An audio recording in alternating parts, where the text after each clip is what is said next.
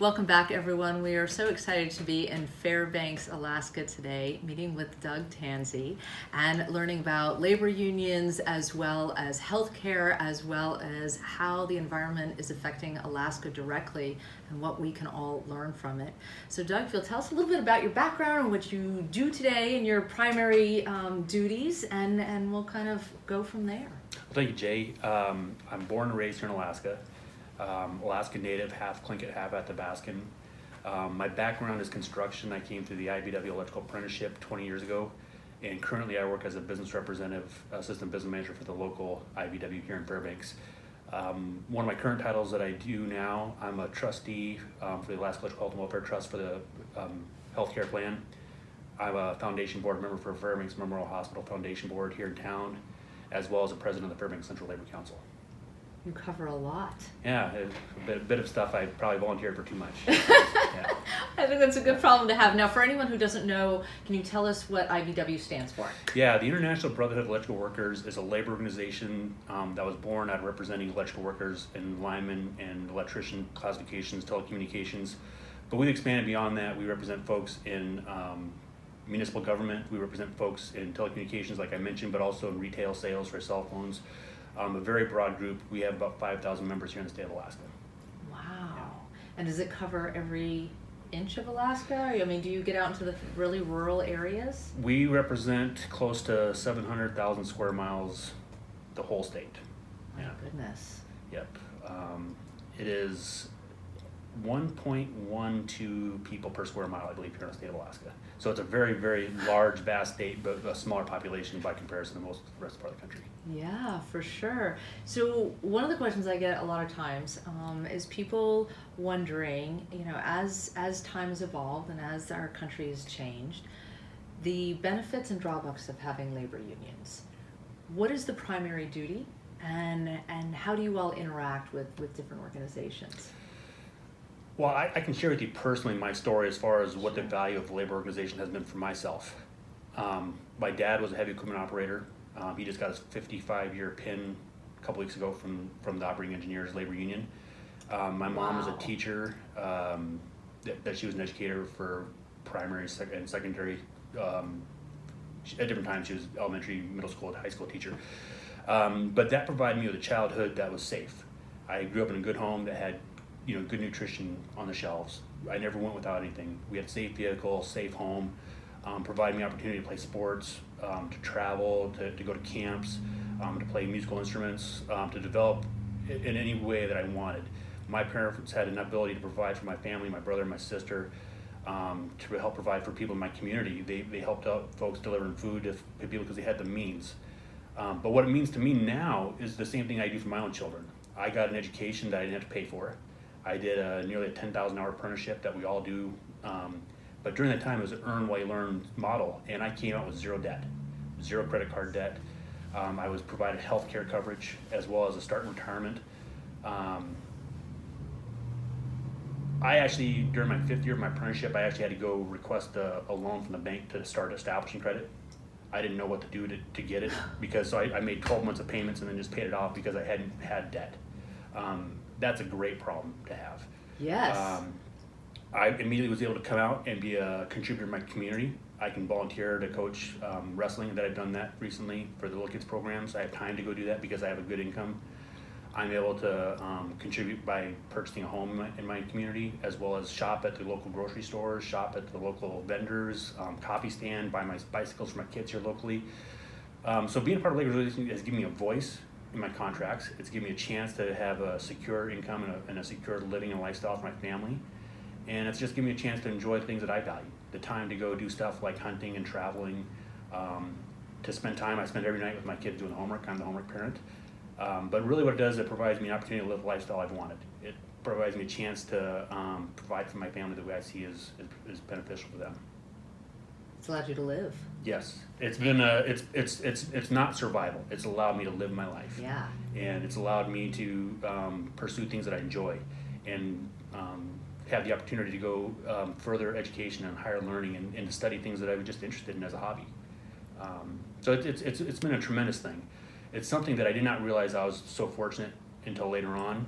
I was 10 years into my program before I realized, I shouldn't say realized, I knew I was getting retirement benefits, but I was at an age that I didn't care what they were. I didn't care to even pay attention to them. And by the time I started to actually look at them, I had accrued more than I ever expected. And so in retirement, my parents are secure. They're not a financial burden to me or my siblings. I know that in my retirement, my wife and I, we're not going to be a financial burden to my children. If anything, we should be able to help them out, to help pay for their college if they decide to go do that, or trade schools. But it's given freedom, is what it is. It's given an opportunity to not be, pinned down or a slave to something. It's given me a chance to go make choices and to make my own decisions and to be in control a little bit of my own destiny instead of basically stuck in a rut and just trying to survive. Yeah, there's an element of pride and autonomy in that. Yeah, it's absolute. And that's something that I think all people deserve to experience because there's dignity in all work. It's not just a trade. It's not just a representative position that gives people dignity. Mm-hmm. I don't necessarily know what I didn't have, but I've been around long enough to talk to people to realize that I've been so fortunate that I didn't experience some of the stuff that other people have experienced that have been negative out there when they didn't have a voice or didn't have benefits or didn't have health care or just didn't even have a livable wage. And I hear stories a lot of people that are trudging through life, tiptoeing through the grave because they don't have much else going for them. There's not much optimism or hope. Their future is work until they're pushed out of the workforce because they no longer can earn the money because they don't have retirement. They're going to work until they're shoved out, and that's a scary future for a lot of those people. Well, yeah, I mean, something that you said that really struck me is when you said you're not a burden to your children or to your children's children. Something you didn't say, but that I was thinking was, you're not a burden to society, to the government, to other people. You're self-sufficient, and that self-sufficiency is fantastic for you personally. If we look at the national level, it's fantastic for everybody, right? The point at which people are healthy, contributing members of society, with fewer healthcare issues, we have fewer welfare needs, we have fewer issues with people, like you said, feeling hopeless. And we used to not see the impact of this, or if we did, we saw it on an individual scale. Now we have a huge suicide rate in our vet communities. We have a huge suicide rate in our young people. And actually, I didn't know this, but as I was doing some of my research, it's huge in the older male population. These numbers indicate true crisis, right? And so as you're talking about livelihood and autonomy and pride, they matter substantially, even though they're not always on a clear line of income, right? What do you think it is that concerns or that people feel fearful of unions for? Well, there's a lot of misinformation that's been put out there, and to be frank with you, there has been mistakes made in our history. Human. Yeah, that's just it. We are run by humans. Right. We have the flaws that humans have, and sometimes in judgment or just in hindsight, we see that we made some mistakes in the past. But that doesn't stop us from working toward the goals to be as best we can be for our membership and for the people that we serve. The stuff that I think that people are sometimes apprehensive of is some of the misinformation of being. Some people believe that being part of a labor organization that they're going to be controlled, that they're going to be told what they have to do. But the counter is actually the truth. The strength of the organization is the membership. The strength of whatever we go out and advocate for, what we're trying to do, and we're trying to policy that we're trying to push for. It's because the membership has driven us to do that. As the assistant business manager for the local, my boss is every single member of this local. They pay my wage, they pay my benefits. What I do is dictated by them. And so as they participate, they drive the discussion, they give me the direction to go in, they give me the parameters to do that direction, and either I satisfactorily go do the job for them or not, and they can seek to do a change. But the membership drives the policy of the local, and the membership is what the decision making is given by. And so as the leader of the local, when I go out and make any of my choices, my decision always comes back to which one will I be proud to defend in front of the whole membership. And so that's what guides our decision making. And so when people are afraid of a union organization, I think the misconception of who is driving the ship and who is in charge of the labor organization is wrong.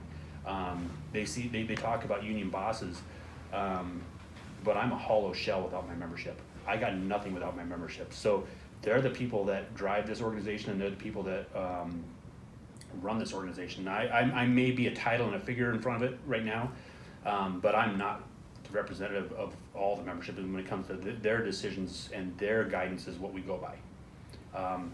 Now, the value of some of the stuff that people don't recognize is the fact that when they can collectively bargain, they can actually do better for themselves.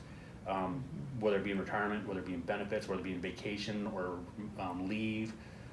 There's a lot of stuff in our country that we were able to secure through our contracts that I personally believe would be better if they were done on a policy level,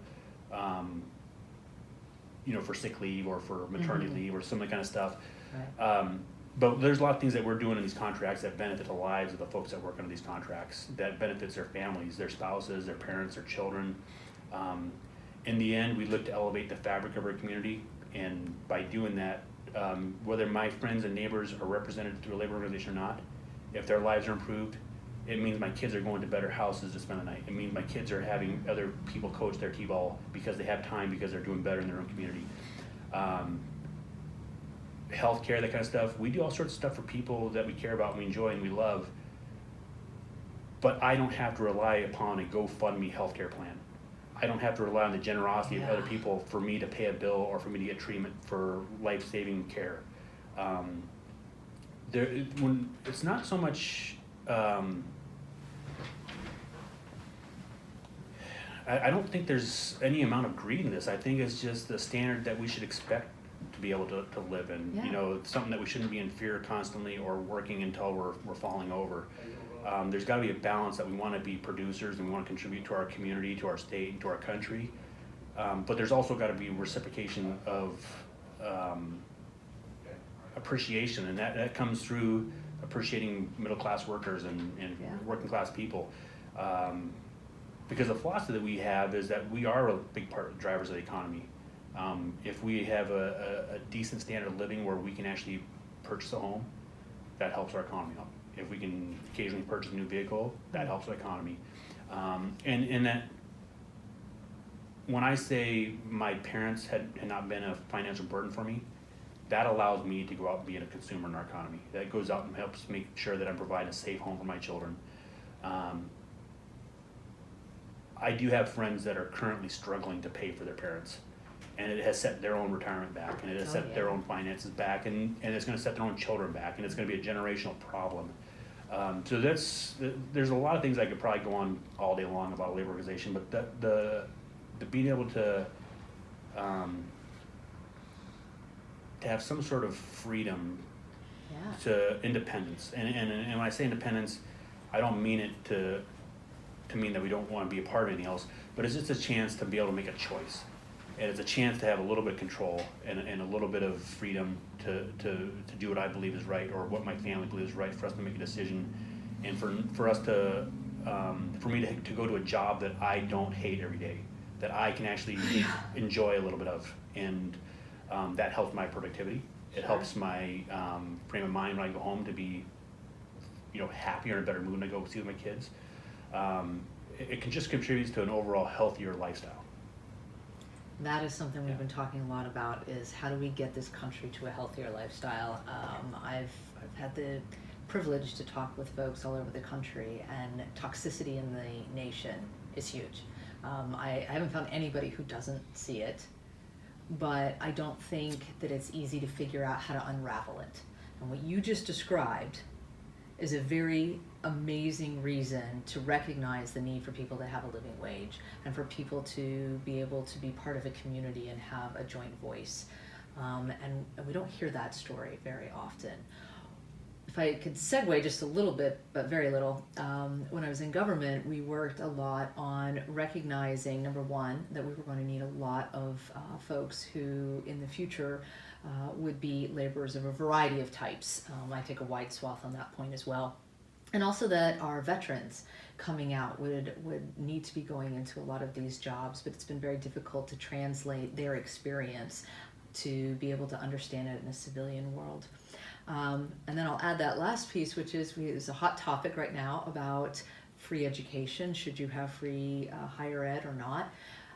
Your experience was a training experience that, as you said, was free, and now you're in this great position and you're able to care for your family. This is the kind of story we don't hear a lot about. And if there was free college classes, they would not necessarily have directly benefited you. I'm assuming you are representative of many other folks as well. Very, very much so. There's a lot of professional folks with, not just graduate degrees. I'm sorry, not just, what's the term for the 4-year?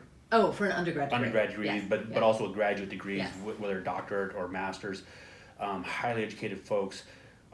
We place a great deal of value on education because continuing education is a constant process through the trades. Yeah.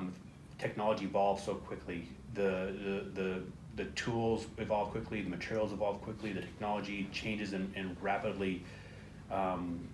We've actually gone to where in electricity, stuff that we were taught when I started off, we're breaking our own rules because technology allows us to.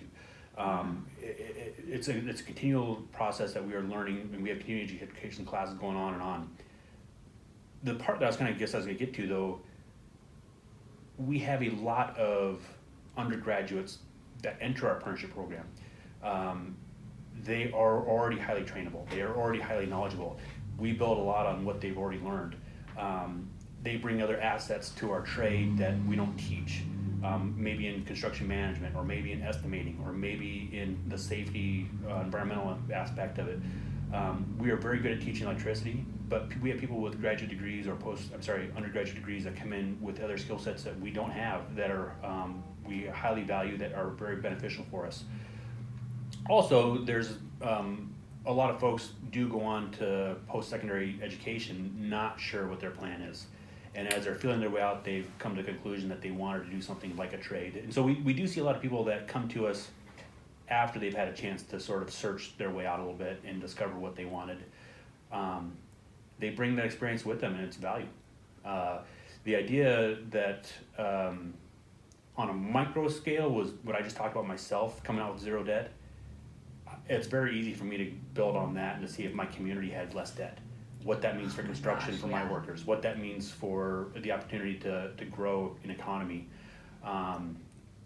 As somebody that is in the business of infrastructure development or business or building things, anytime the economy is expanding is a good thing for us. And anytime that we have less debt going out there and people have optimism and people are actually purchasing things, saving money for retirement, they're following some good standards to have a little bit of money for entertainment, a little bit of money for retirement, but also certainly providing to meet all the necessities.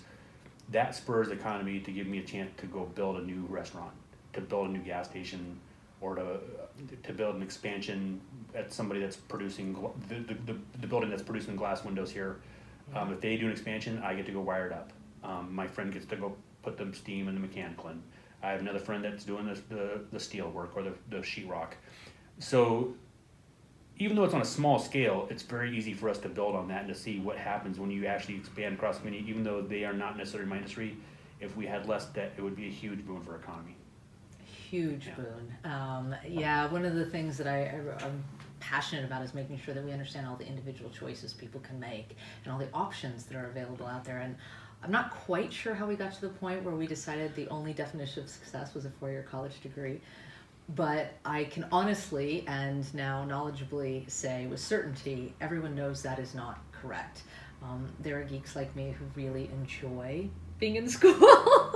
I love my sticky notes, and I love doing design work, but I'm there because it's my passion.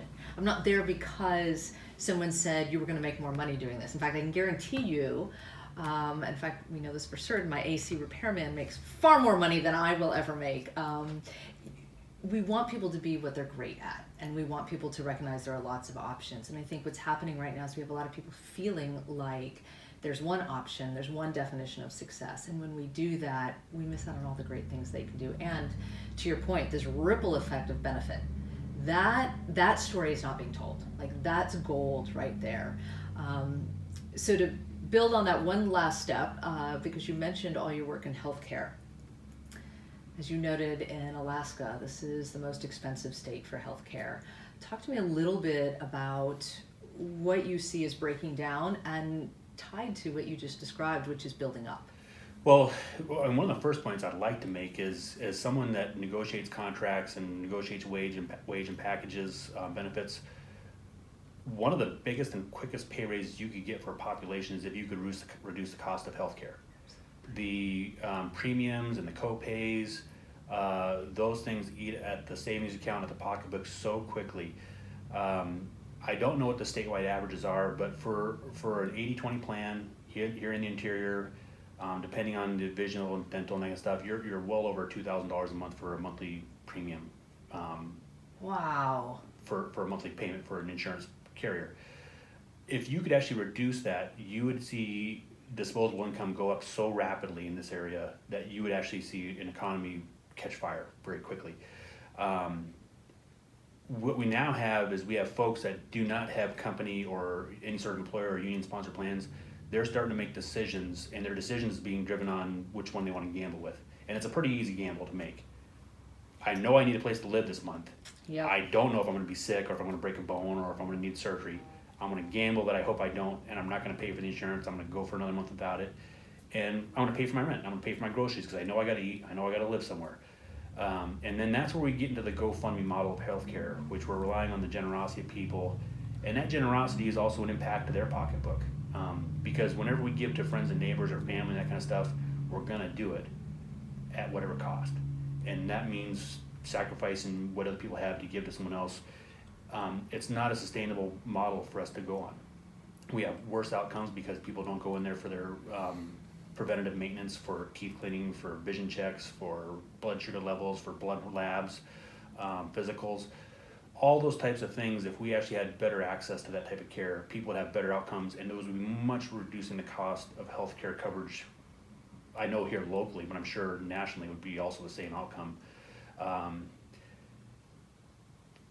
For folks here to be putting in north of $30,000 annually for healthcare premiums is not unheard of.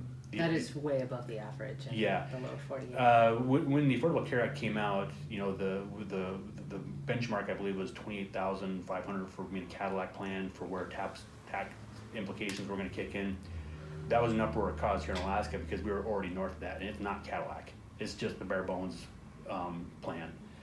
And that was a fight that we had, and it's some things we were able to push off, and the escalators were coming there. So it's not really the issue, but the point is, to spend over $30,000 annually to get healthcare coverage is a devastating cost to a family. It's shocking. Yeah, it's more than a mortgage for a lot of people. And it's not tax deductible. No. And so unfortunately, you do have a lot of people that are weighing. So your first $50,000 is before taxes is going to healthcare. Yeah, there are people in my community that I know that I've talked to that are advocating for a pay cut to get government assistance because what they're making doesn't allow them to survive, and they make just enough to not qualify for some programs. So they're actually asking the employer to reduce their wages so they can actually they can actually survive because they need access to government programs to help pay for here in Alaska, maybe Denali Kid Care for child coverage for insurance, power equalization, for utilities or for space heat. But there's a lot of programs that are out there to help people, to help lift them up, to help them survive, to help them elevate in some way or another. You actually have people that are trying to advocate to reduce their wages so they can qualify for those programs because they can't survive on what they're making because of the cost of healthcare, because of the cost of survival. If they had much more substantial pay raises, they could actually make it happen. But they're in the no man's land of just not enough to live, but not also too much to qualify. And how we got this place is pretty shameful, in my opinion. But it's a place where people are motivated in a weird way to survive. I mean, I shouldn't say in a weird way to survive, but they're taking weird action, they're counterintuitive action for survival, trying to reduce their income. When the game is set up the way the game is set up, yeah. you are required to do what you have to do to protect your kids. I mean, it is not shocking, but I agree with you. I think it's incredibly sad. Yeah. And and how does that help anyone? Yeah, and I don't mean to throw any stones, because in the same shoes, I would do the same thing, or I would do whatever I got. Oh, to no, to, I don't blame the yeah, people who are yeah, having to work within yeah, the system. That's yeah. the situation that they're in. The point is, the system shouldn't be set up this Right, way, right? yeah. And what's so bothersome is that it doesn't have to be. It's actually quite easy to make some of these changes. So if there were two changes, speaking for what you see in Alaska, what would you say that would be the most impactful? Because I often talk about my Rubik's Cube decision making. What are the least number of moves I can make to create positive inertia? So if there were two things that could really help, what might they be? You know, as far as the actual, magic bullet, I don't know what that is, but I know that healthcare is one of the biggest drivers for our cost, and one of the biggest expenses, and one of the biggest challenges that we fight with daily, and how to contain those costs. But in some way, to make sure we had cheaper access to healthcare, so we had better outcomes. Because overall, if we actually have a healthier population, we're having less expense at the hospitals. And that's certainly something we see in our plans. We're always trying to do preventative versus the major cost. On another large scale, I don't know if this would be. I have a personal opinion on one of the biggest things that I'd love to see changed, and I think that goes to bringing more of the voice back to the citizens. I would love to see a change to the Citizens United decision, which allows for such corporate or big dollars to be spent in influencing policy decisions when it comes to pharmaceuticals, or it comes to healthcare. All of these things, if it is motivated by, if decisions are getting made based on profit versus outcome, we're making the decision incorrectly. And when you have so much money that's influencing policy decisions, I believe that the decisions are being skewed by greed and being skewed by money versus outcomes, for the people that are supposed to be getting the benefit of the policy decisions, which I think is the citizens of the country. That one's going to be a tough one to navigate. Yeah, I don't know. If it just was something that I could snap my fingers, that would be something that I would definitely change. Yeah. Yeah. From what I've read, there's been a lot of studies on when you have influences like that, you can have a population that universally agrees on something, but the representatives may not give them that decision because of other interests. Yeah, that's exactly what can happen. Alternatively, however, you can also end up in a situation where the only people that can amass small donations across the time are people that have already been in power. And so you have this balance problem. There's a book inside government called the FAR. It stands for Federal Acquisition Regulations, and it's what makes all government contracts fair for military. And I often joke, it's about this thick, and it's got razor thin paper and teeny tiny words, and I always say the only thing that guarantees we will never be fair is that book. And the reason is because in order to solve every problem, we add a new rule, and all it does is make sure that the only people who can apply for those grants or contracts are the people who either A, have enough money already to pay somebody to maneuver through that shenanigans, or B, enjoy the game enough to maneuver it themselves. And so it becomes very difficult to solve these kinds of problems, which essentially come down to people doing, bad agents doing bad things. And regulating that is hard. Yeah. And so we try one way and we try another way. I've seen both go awry. And I think that's where we end up in a legal problem where they say they're going to allow, which makes it hard to overcome. But we'll see. Yeah. There are definitely people who agree, but it's just a hard one. It is very difficult when you talk about some of these regulations. We see this on a pretty regular occurrence, as far as sometimes you have rules, you have laws, you have different stuff.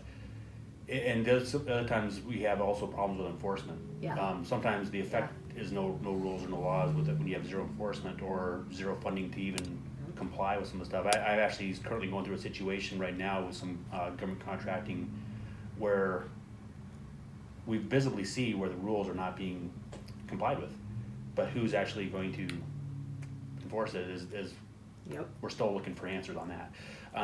But yeah, there's a lot of things that we are hopeful for. There's a lot of things that we've been working on. I think there's a lot of reasons to be optimistic about some stuff. Yeah. But the goal for us is to continue to deliver the opportunity for people to, have their voice, to have a chance to influence their surroundings, whether it be just local, politics or local economies. We are looking to try to give people a voice, to give people a chance to give their opinions, to give their input, to give their ideas. As I mentioned at the beginning of this, my strength is within my membership, because my membership provides a lot of ideas. They provide a lot of thoughts and different directions that I'm pushed to go in that I never thought of on my own. I think as a country and as a state and as my community, if we could get back to where we're engaging more people, that they believe that they had a chance to influence an outcome instead of just speaking and never being heard, or speaking to a wall and never having any sort of changes. If people were more empowered to take control more of their destiny, I think people have an intuitive insight to what is good for them and what is good for their neighbors, and there's a desire to do that. People want to do well for themselves and for each other. I think if we could actually get to a point where we could empower folks to do that, we would see some better outcomes. What an amazing idea to trust our own citizens. Yeah, I trust them a lot more myself. I love it. Yeah. I think you've hit the nail on the head. That's exactly what we need to do. Well, thank you so much for joining us. I really appreciate it, and thank you everybody for joining.